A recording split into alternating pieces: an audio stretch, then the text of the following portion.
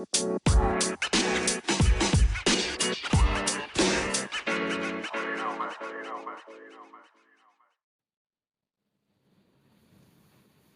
guys, j'espère que vous allez bien. On se retrouve aujourd'hui pour un deuxième épisode de cette saison 2. Que serait une saison du planning pastel sans un épisode en référence à la Chine? Je vous le demande. Et si vous pensiez que l'épisode sur Bernard Boursicot était fou, si vous ne voyez pas de quoi je parle, je vous invite à aller écouter le premier épisode de la saison 1. Vous êtes loin, très loin d'avoir tout entendu. Aujourd'hui, nous allons parler de l'enlèvement d'un enfant de 6 ans par la République populaire de Chine. Dingue, non?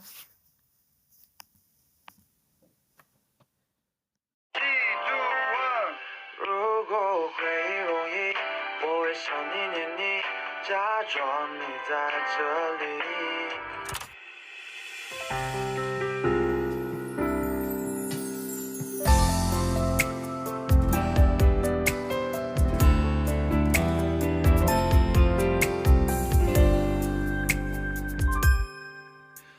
想你，念你，我追着你而去。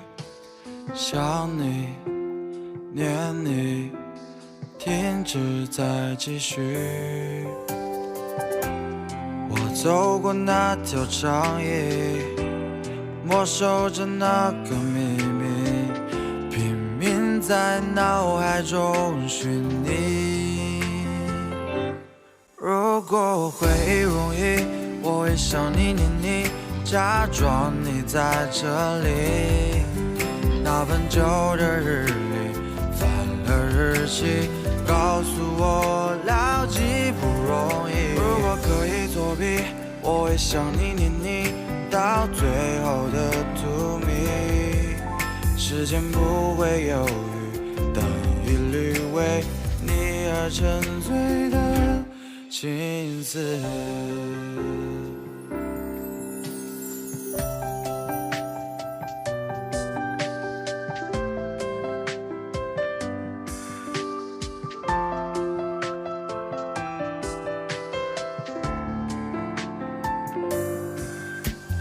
想你，念你，我追着你而去。想你。 Alors, de quoi parle-t-on dans cette affaire?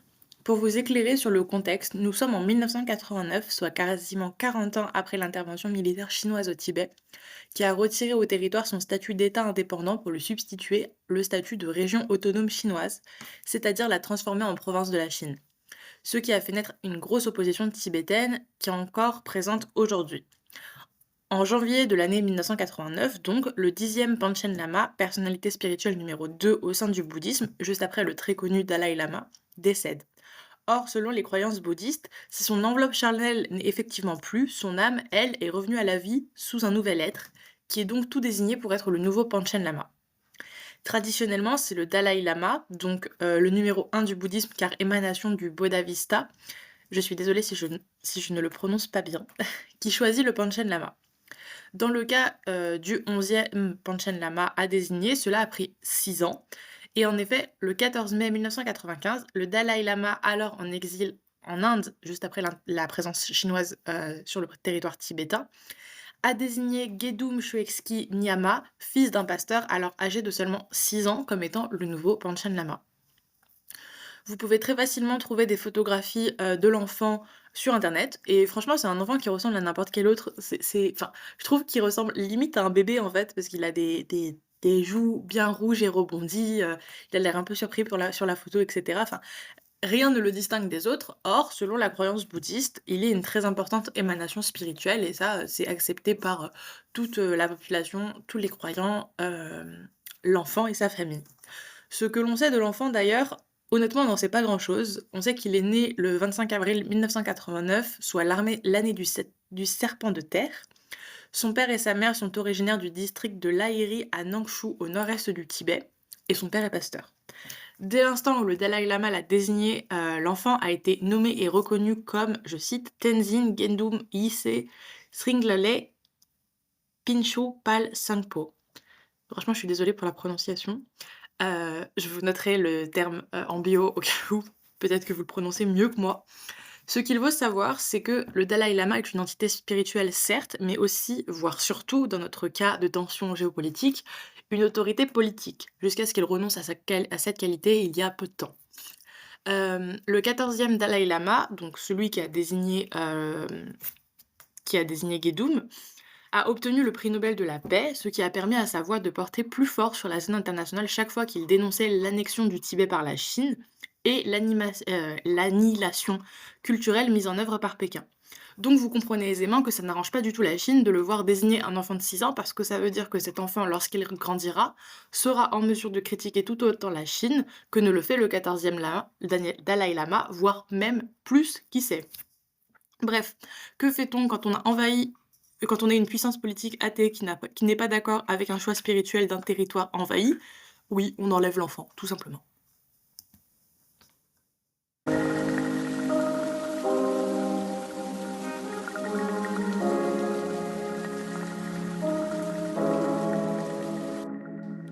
人们总是和时间在比赛，都生怕停下来。我更希望被生活慢半拍，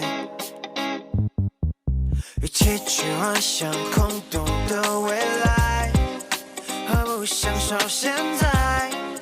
相信一切都是最好的安排。The thing to do, I just wanna dance for you， 高轻松的程度，别忘了终点是人生的旅途。No one but you, nobody can do it but you。感谢你的不服输，沿途的风景比终点更精彩。The world's gonna rain, rain, rain, rain, rain, rain， 把它说。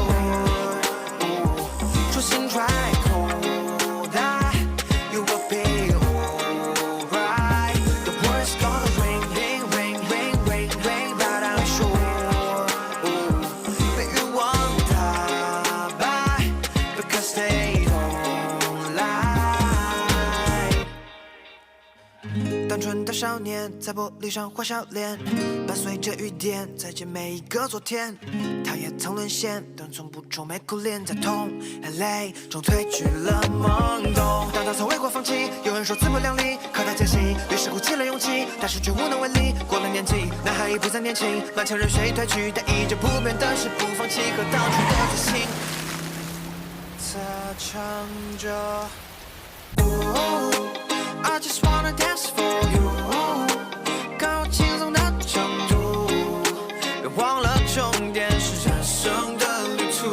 No one but you。 Ainsi, le 17 mai 1995, 3 jours seulement après sa désignation comme Panchen Lama, Gedum, l'enfant Panchen, l'enfant élu, disparaît avec sa famille sans laisser aucune trace. La Chine est assez naturellement désignée comme la coupable, mais a nié à plusieurs reprises avoir placé le Panchen Lama de 6 ans en détention. Finalement, en mai 1996, soit plus d'1 an après la disparition de l'enfant et de sa famille, Wu Jianmin, le représentant permanent de la Chine auprès des Nations Unies à Genève, admet finalement devant le Comité des droits de l'enfant, un organe délégué de l'Organisation des Nations Unies, que le jeune Panchen Lama avait, je cite, été placé sous la protection du gouvernement à la demande de ses parents. Bon, on est bien d'accord, c'est déjà très bizarre parce que protéger l'enfant de qui? On n'allait pas le protéger des Tibétains alors que pour eux c'était une émanation spirituelle très importante. À la limite, la seule menace qui menaçait l'enfant, c'était quand même la Chine. Donc placer sous l'autorité chinoise un enfant pour le protéger de la Chine, c'est un peu tordu comme raisonnement. Mais là où le côté bancal de la logique chinoise est souligné, c'est quand le comité des droits de l'enfant demande à rendre visite à la famille, notamment pour les rassurer et pour pouvoir dire au monde: «Oui, vous inquiétez pas, on les a vus, tout se passe bien». Et ben, en réponse, il n'y a pas eu de réponse, vu que la Chine a simplement ignoré la demande. Bien sûr, le cas du Panchen Lama reste un sujet de questionnement et d'inquiétude qui apparaît aussi comme une sorte de vitrine pour démontrer les atteintes aux droits de l'homme dans cette région du monde. Il devient une véritable question politique pour le monde et une gêne pour Pékin. Ainsi, en 1997, le Danemark a présenté un projet de résolution lors de la 53e commission des droits de l'homme concernant la situation des droits de l'homme au Tibet et en Chine. Cette résolution a été parrainée par 14 autres pays, mais la Chine l'a bloquée au travers d'une motion de non-action. C'est-à-dire qu'en fait, elle a juste dit: «Non, ça ne se fera pas» et sachant que la Chine a quand même un poids très important auprès des Nations unies puisque c'est un membre permanent du Conseil de sécurité des Nations unies, à l'image de la Chine des États-Unis, de la France, du Royaume-Uni et de la Russie. Donc en fait, pas grand monde peut s'opposer à cette, motion de non-action. Donc la mémoire du Panchen Lama ne s'est pourtant pas tue puisque, le 17 mai 2020, le gouvernement tibétain en exil en Inde renouvela envers la Chine ses demandes d'informations sur Gedum. Ils ont ainsi condamné l'ingérence chinoise par voie de communiqué, écrivant entre autres, je cite: «L'enlèvement du Panchen Lama par la Chine et le déni forcé de son identité religieuse et de son droit à pratiquer sa foi dans son monastère sont non seulement une violation de la liberté religieuse, mais aussi une grave violation des droits humains». Sauf que la Chine n'a pas fait que cela, au contraire, ils se sont appropriés la spiritualité tibétaine au travers de la désignation de leur propre Panchen Lama. En effet, Pékin a annulé d'autorité la désignation du Panchen Lama réalisée par le Dalai Lama euh, et en a désigné un autre, de son nom c'est Gyatlasen Norbu, qui a été tiré au sort au sein d'une urne dorée conformément à un rite ancien. L'intronisation de ce Panchen Lama de papier a eu lieu au monastère Tashilumpo de Shigatse.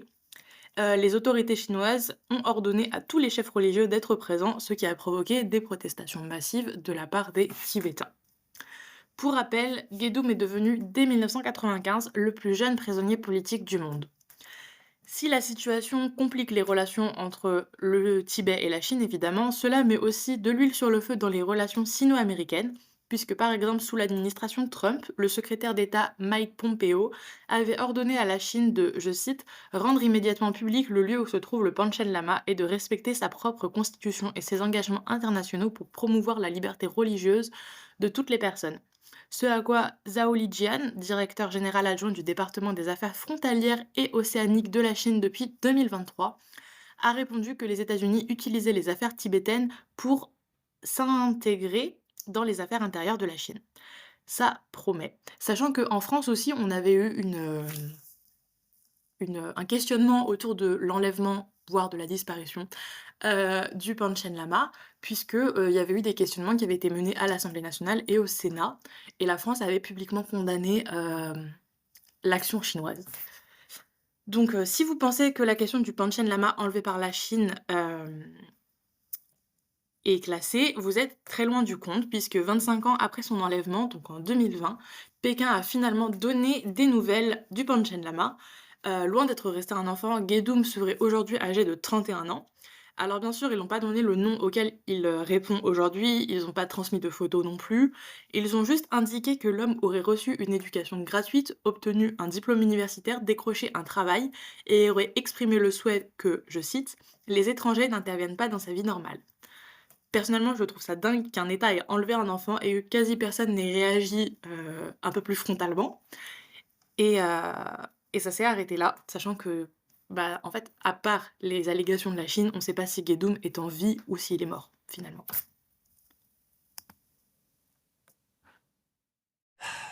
Everything sucks. Just kidding. Everything is great. No, really, I haven't thought about my ex today. Oh wait, fuck, I just did.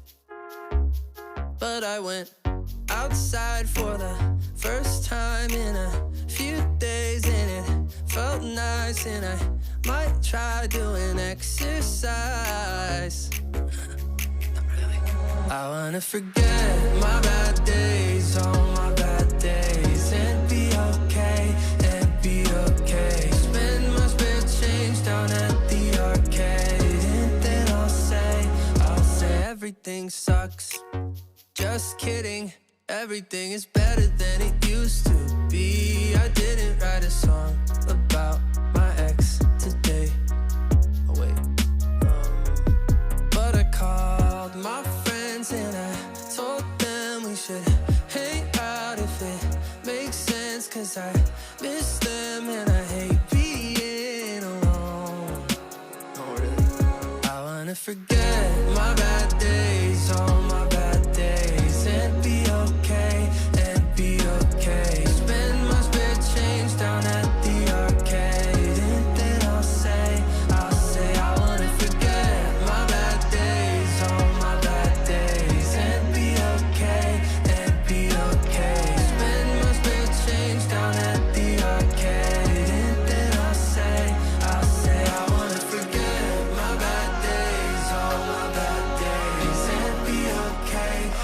be okay. Spend my spare change down at the arcade. Then I'll say everything sucks.